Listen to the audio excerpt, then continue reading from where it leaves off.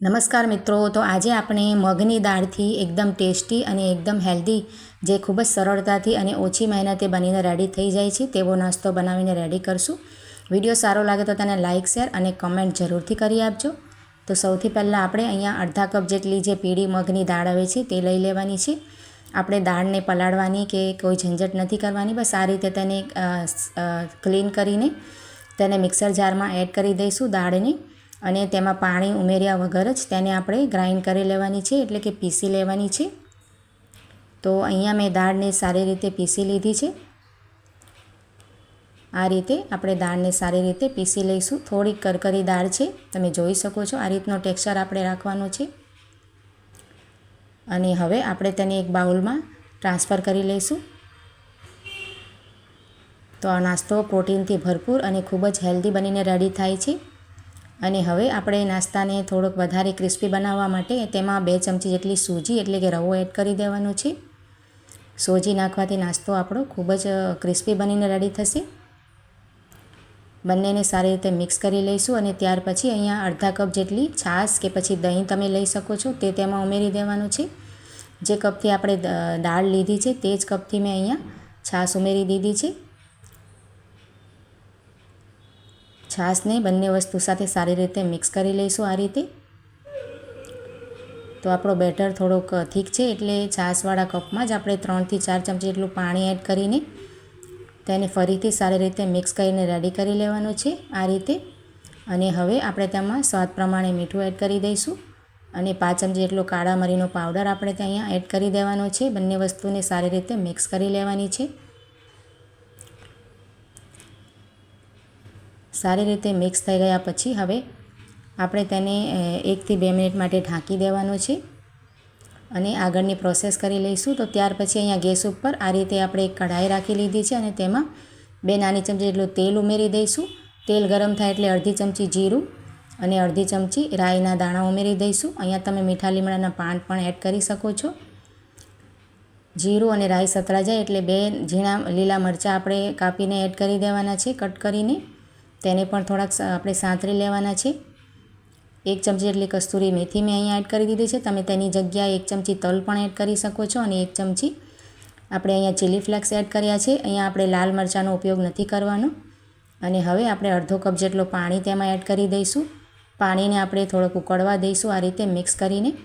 પાણી આપણો સારી રીતે બોઇલ થઈ ગયો છે. હવે આપણે જે મિક્સર રેડી કર્યો છે દાળનો અને રવાનો, તેને આપણે તેમાં બધો એડ કરી દેવાનો છે, અને ગેસની ફ્લેમ લો રાખવાની છે. અને મિશ્રણને આપણે સારી રીતે કૂક કરી લેવાનું છે. તો લો ફ્લેમ પર આપણે સારી રીતે તેને કૂક કરશું, એટલે અંદરથી સરસ રીતે કૂક થઈ જાય, કાચો ના રહે. અને આપણે આ રીતે ચમચાથી હલાવતા જઈને તેને સારી રીતે કૂક કરી લેવાનું છે. અને આ રીતે થોડોક થીક થઈ જાય એટલે ઝીણા સમાયેલા ધાણા આપણે તેમાં એડ કરી દેવાના છે. અને બેટર આપણો એકદમ થીક થવા લાગ્યો છે.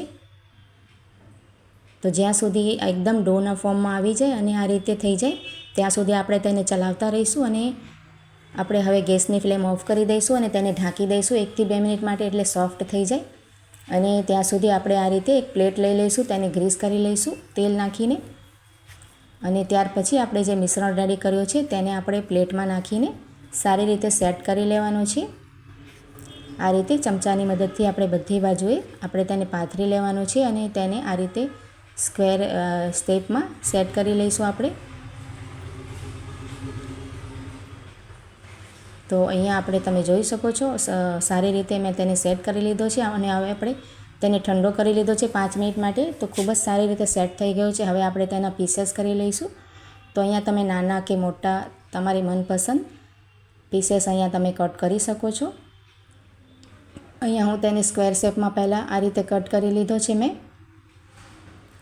તો મિત્રો, આ નાસ્તો ખૂબ જ ટેસ્ટી અને એકદમ હેલ્ધી બનીને રેડી થાય છે. તમે બાળકોની ટિફિન માટે આપવા માટે કે પછી સવારે બ્રેકફાસ્ટ માટે આ નાસ્તો બનાવીને રેડી કરી શકો છો. પહેલાંથી બનાવીને તમે ફ્રીજમાં સ્ટોર પણ કરી શકો છો, ખરાબ નથી થતો. અને સવારે આ રીતે વઘારીને કે પછી સેલો ફ્રાય કરીને બાળકોને લંચ બોક્સમાં આપી શકાય છે. તો મેં તેને આ રીતે તમે જોઈ શકો છો, તેના નાના નાના ટ્રાયેંગલ શેપ રેડી કરી લીધા છે, એટલે બાળકોને આપણે ઇઝીલી લંચ બોક્સમાં આપી શકાય તેના માટે. આ રીતે બનાવીને તમે પહેલેથી ફ્રીજમાં પણ રાખી શકો છો. તો હવે આપણે તેને સેલો ફ્રાય કરી લઈશું. અહીંયા તમે તેને ડીપ ફ્રાય કરી શકો છો કે પછી વઘારી પણ શકો છો. ખૂબ જ ટેસ્ટી લાગે છે ફ્રેન્ડ્સ. તો અહીંયા થોડોક તેલ ગરમ કરીને મેં તેને એડ કરી દીધો છે. નાસ્તાના પીસીસ આપણે એડ કરી દેવાના છે. તો મિત્રો, તમને આ રેસીપી સારી લાગી હોય તો તેને લાઇક, શેર અને કમેન્ટ જરૂરથી કરજો. અને જો મારી ચેનલ પર તમે નવા હો તો ચેનલને સબસ્ક્રાઈબ કરી આપજો. તો અહીંયા જેટલા પણ આપણા પેનમાં પીસીસ આવે એ રીતે આપણે સેટ કરી દઈશું અને બંને બાજુથી નાસ્તો સારી રીતે શેકાઈ જાય અને ક્રિસ્પી થઈ જાય ત્યાં સુધી તેને ફ્રાય કરી લેવાનો છે. થોડાક ઓછા તેલમાં પણ તમે તેને રાઈ લીમડાના વઘારથી વઘારીને પણ આ નાસ્તો ખાઈ શકાય છે. ઢોકળાની જેમ જ ખૂબ જ ટેસ્ટી લાગે છે ફ્રેન્ડ્સ. તો અહીંયા તમે જોઈ શકો છો એક બાજુથી સારી રીતે કલર આવી ગયો છે એટલે આપણે બીજી બાજુ પણ તેને ફ્લિપ કરીને આ જ રીતે ક્રિસ્પી અને એકદમ બ્રાઉન થઈ જાય ત્યાં સુધી ફ્રાય કરી લઈશું. તો તમે આ નાસ્તાને એકવાર ચોક્કસ ટ્રાય કરજો. તમને ખૂબ જ સારો લાગશે અને તમારા ફેમિલી અને ફ્રેન્ડ્સ સાથે નાસ્તાની રેસીપી જરૂરથી શેર કરજો અને કમેન્ટ જરૂરથી કરજો કે તમને આ નાસ્તાની રેસીપી કેવી લાગી. તો અહીંયા આપણે તમે જોઈ શકો છો એકદમ સારી રીતે કલર આવી જાય છે અને આને ફ્રાય કરવામાં પણ વધારે સમય નથી લાગતો. ખૂબ જ સરળતાથી ફ્રાય થઈ જાય છે કેમ કે ઓલરેડી આપણે તેને કૂક કરી લીધો છે સારી રીતે.